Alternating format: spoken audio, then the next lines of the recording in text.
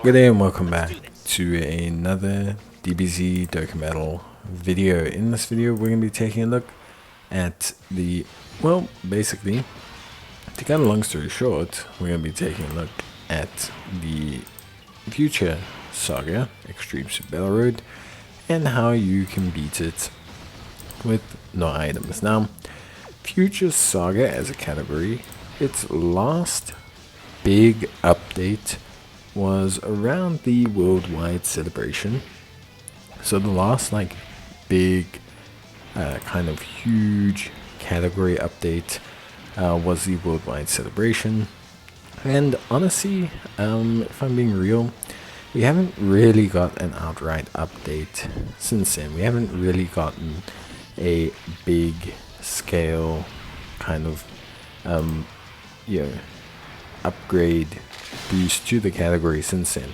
And even then, those boosts were largely the long form events. You had things like, okay, Tex Master, yeah, for sure.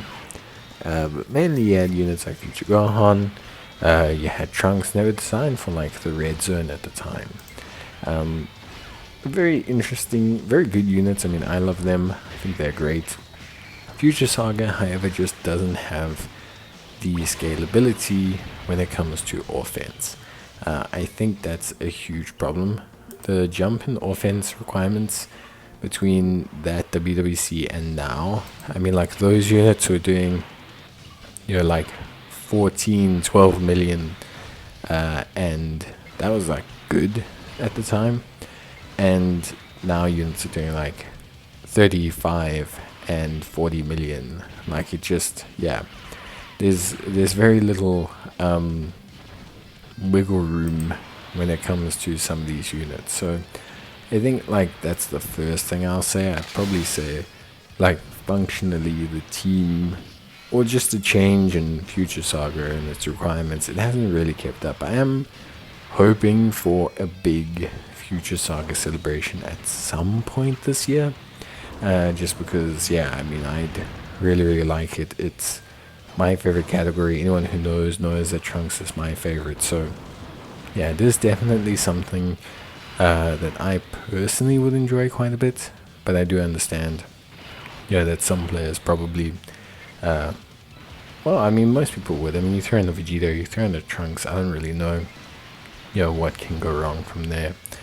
But yeah, so in terms of ESBR, what is the challenges? Well, in terms of ESBR, you are facing androids. So androids and extreme opponents like Samasu and Goku Black in every single stage. So that's why I went with a super class team, because a lot of these guys get bonuses based on who they're facing. Like, for example, Strength, Trunks, and Mai, they get a whole bunch of bonuses if they're facing like a time traveler's opponent.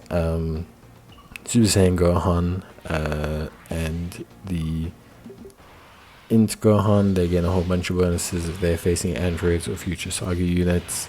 You could bring, I think it is the AGL Trunks and Mai. They get a whole bunch of bonuses facing a Goku Black or a Zamasu. So, like, that's kind of why I wanted to focus on the super side of things. I also then, you'll notice, didn't run like I didn't run like physical Trunks or anything like that. I kind of wanted to focus on units that were a little bit faster acting, a little bit stronger in terms of just raw speed and speed changes and everything like that. Stuns, lots of useful stuns here, which is really good. And yeah, I think for me, definitely a large advantage for the superclass team is stunning and sealing.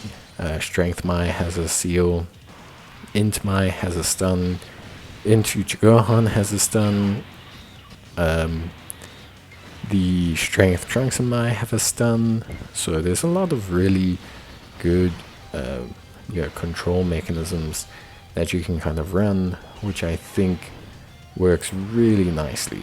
Like, I think works really good. Helps a ton, basically. in terms of like just in general.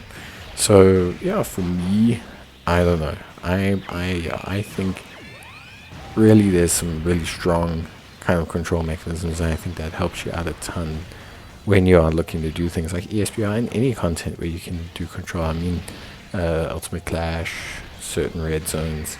But yeah, I think the biggest struggle with Future Saga is they haven't really gotten an update since WWC.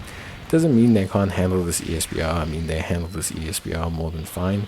But it's more just saying, like, yeah, they are struggling a little bit with, they do, a little bit. Just a tiny bit they struggle with in terms of, like, this event and everything. That's just, not necessarily ESBR, but I do think they're probably overdue a revamp. At least I'm hoping they will receive a revamp. But then again, I'm not the Dokkan developers. I would just have Trunks all year round. So they're very lucky that I'm not the Dokkan development team, because we pretty much would only be running a Trunks themed annual period from Jan to December. So, but yeah, a really interesting category to look at. Like I said, still too strong for ESPR, at least when it came out. But yeah, a team that very much is probably due an update. Even the extreme variant, this master variant, probably due an update. So yeah, we'll take a look. But that's it from me. See you guys in the next one. Bye.